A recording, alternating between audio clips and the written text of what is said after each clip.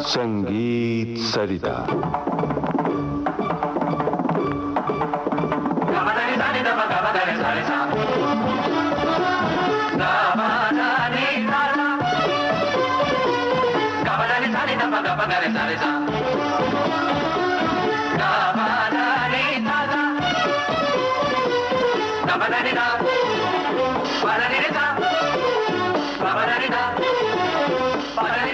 श्रोताओं, जैसा कि आप जानते ही हैं, संगीत सरिता के अंतर्गत हमने एक नई श्रृंखला आरंभ की है, मेरी संगीत यात्रा।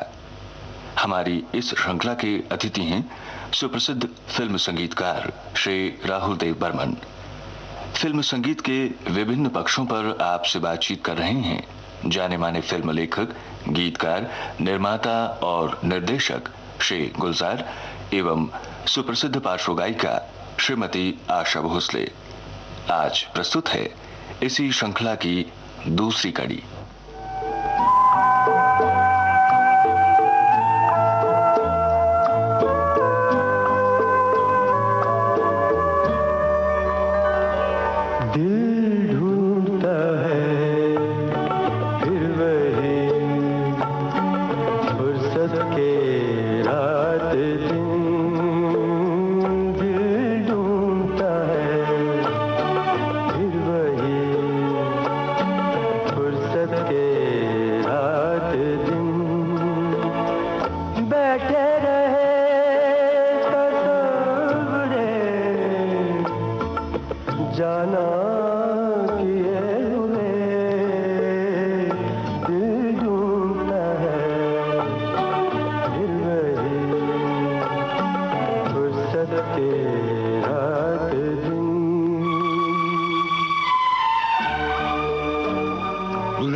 जी, ये जैसे मदन जी ने कंपोज किए थे, तो उनकी कोई खासियत आप अगर बताएं तो। अच्छा, नहीं, इस गाने के बारे में एक और बात कह दूं मैं कि इस गाने का जो मुखड़ा है, जो पहली लाइन है, दिल ढूंढता है फिर वही फुर्सत के रात दिन, ये शेर गालिब का है। अच्छा। गालिब का शेर है, दिल ढूंढता है फिर वही फुर्सत के रात दिन, बैठे रहें तसव्वुर जाना किया हुआ है। तो कुछ शेरों में मैंने नज़्में कही थी इस तरह से कि वो क्या फुर्सत के कौन से दिन थे या किस तरह का मूड होगा जिसकी तलाश गालिब कर रहे थे जब उन्होंने ये शेर कहा। और मेरे यहाँ सिचुएशन उस तरह की तलाश की थी कि ये आदमी छुट्टी पर निकला है फुर्सत के लिए और उसकी तलाश में, तो इसलिए मैंने ये गाने के लिए उस लाइन का सहारा लेके उसको एलैबोरेट किया।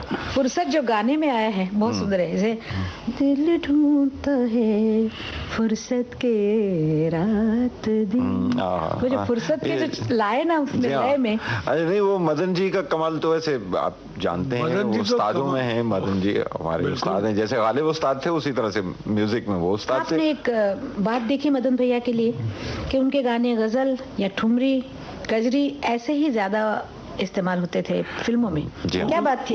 उसका कारण ये भी था कि वो बहुत, जैसे अख्तरी बाई बोली है, जैसे सिद्धेश्वरी बाई बोली है, इन लोगों को इतने सुन चुके हैं, मुझे मालूम नहीं था। उनके एक बात उनके बारे में ये भी कह दूं कि वो बहुत अच्छे खाना भी पकाते थे।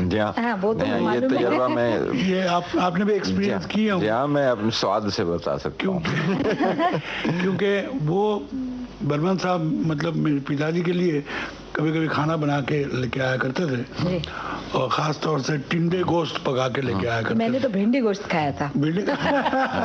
अच्छा, अगर ये बात सुनने वालों के लिए बहुत अचंभे की ना हो तो मैं ये बात आज एक्सप्रेस कर दूं कि संगीत और ये कुकिंग में पता नहीं क्या रिश्ता है कि मैंने बहुत से म्यूजिक डायरेक्टर्स के हाथ से खाना खाया और बहुत कमाल का।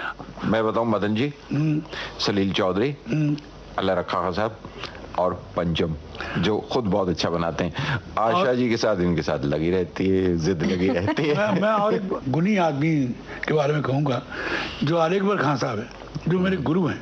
अच्छा, वो बहुत अच्छा खाना पकाते हैं। अच्छा, अली अकबर खान साहब से आप सरोद सीखते रहे? जी हाँ, तो शुरू तो की थी लेकिन बाद में पूरा नहीं कर पाया। अली अकबर खान साहब जी से मुझे याद आ गया मेरा जो बचपन। लोग मुझे कहते हैं कि बड़ा वेस्टर्नाइज म्यूजिक डायरेक्टर है और वेस्टर्न गाने देते हैं, लेकिन उसके साथ साथ जितने तुम्हारे साथ गाने किए उसमें कोई वेस्टर्न का कोई सवाल ही पैदा नहीं होता। बब, मुझे एक बात बताइए जी। मैं बर्मन साहब को बब बुलाती हूँ। हाँ बोलिए। बब, तेरे बिना जिया जाए ना, ये घर का गाना जी, ये जो मेरे पसंद के गाने मैं आपको बता रही हूँ, उसमें आपने, वैसे आप बहुत मशहूर हैं कि आपने फिल्म लाइन में नए नए रिदम पेश किए। अरे काय किए, लेकिन खैर उसका तो मैं खुद ही मतलब इसके क्या बोलना चाहिए कि मैं भुगत चुकी हूँ। आपने जो अलग अलग रिदम रहा है उसमें हमको गाना पड़ा, लेकिन ये गाने में तेरे बिना जिया जाए ना, इस गाने में आपने तबले पे कुछ वो क्या किया, आप जरा बताइए। नहीं, ये बड़ा मजेदार चीज है कि जिस सुर में गाने का जो लाइन है वो खत्म हो, हाँ। और उसी सुर में उसी सुर का तबला बजे। जैसा हमारे यहाँ पे तबला तरंग है जी, तो वो हम लोगों ने कोशिश की थी अपने इधर मादल तरंग में कोशिश की है, और जिस सुर में जाके वो मादल थे क्या? हाँ वो मादल था। ओ, मैं तबला समझती थी। नहीं, वो मोटे मुंह का मादल है। मादल थे, हाँ। तभी वो इतनी सुंदर आवाज, वो अलग ही लगता था। और अच्छी बात ये कि जिस सुर में खत्म होता था, ये गुलजार ने लिखा था ना, घर का तो है, घर का गाना है। क्यों नहीं ये गाना सुने तो लोगों को मालूम पड़े कि वो कौन से सुर में खत्म होता है। आपने क्या करतब दिखाए थे उस पे।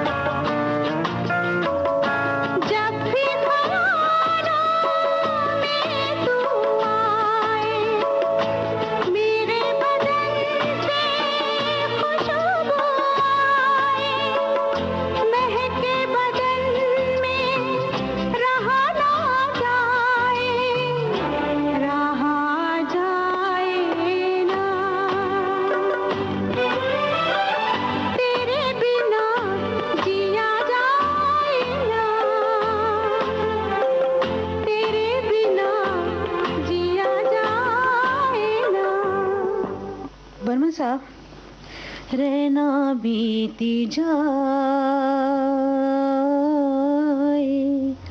शाम न आए, रहना बीती। ये गाना आपको कैसे याद आ गया ये गाना? वैसे पता नहीं, ये बहुत सुंदर गाना है, मुझे बहुत पसंद है ये गाना। ये राग आपने रात को कैसे दिया? पर्दे पे? जी हाँ। फिल्म में क्या होता है, फिल्म में आपको इंस्पायर करते रहता है हर सिचुएशन। ये गाना हमने एक्चुअली देखा जाए तो मध्यम से शुरू करेंगे तो टोरी में हो जाएगा, और साथ अगर लेंगे तो फिर ललित जैसा हो जाएगा। उस वक्त तो गाना बनाने के टाइम में तो मुझे ऐसा नहीं महसूस नहीं हुआ कि रात का वक्त है ये हो। गाना बन गया, बहुत अच्छा लग गया है, लेकिन उसके बाद जब चार तब लग गया जब पर्दे पे देखा कि रात का वक्त है, कोठे में एक औरत गाना गा रही, गुलजार को तो ये बात बहुत अच्छी तरह मालूम होगा कि हमारे जो फिल्म इंडस्ट्री में ऐसा होता है कि कोई जैसे सुबह का वक्त हो वहाँ पे रात का भी राग बज सकता है। रात का जैसा मूड के ऊपर डिपेंड करता है, क्योंकि आप डायरेक्टर, आप इसको ज्यादा नहीं वो उस बारे में वैसे वक्त के हिसाब से जी वही राग में गाने, उसी राग में गाने दिए जाएं तो फिर हर फिल्म में वैसे का वैसे ही गाना आएगा, उसकी बंदिश एक ही जैसी लगेगी। सही बात। मैं इस गाने के बारे में खास तौर पे ये भी कह सकता हूँ कि एक तो ये बंदिश वक्त की नहीं है, इसमें एक मूड की बंदिश थी। और याद होगा आपने जिक्र किया था आशा जी कि वो लड़की बड़ी पवित्र सी लड़की, हालांकि कोठे पे बैठी हुई है, तो वो कहीं उसके शुद्ध नोट्स इस्तेमाल करने से वो एक रिफ्लेक्शन उस कैरेक्टर का आ जाता है गाने में, जो बड़ी खूबसूरत बात है।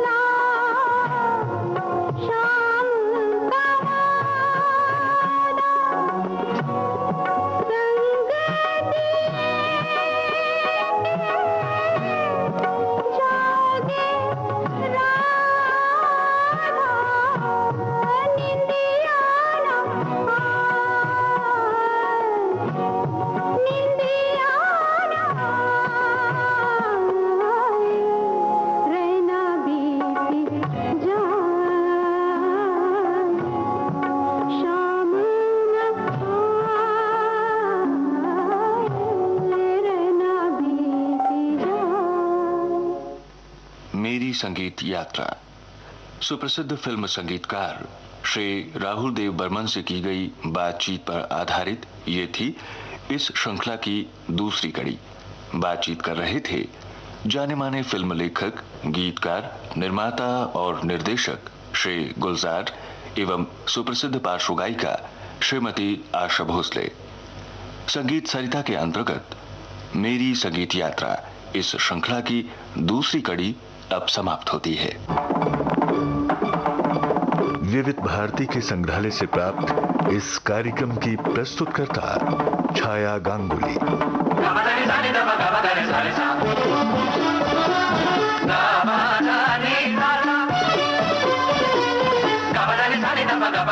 Sa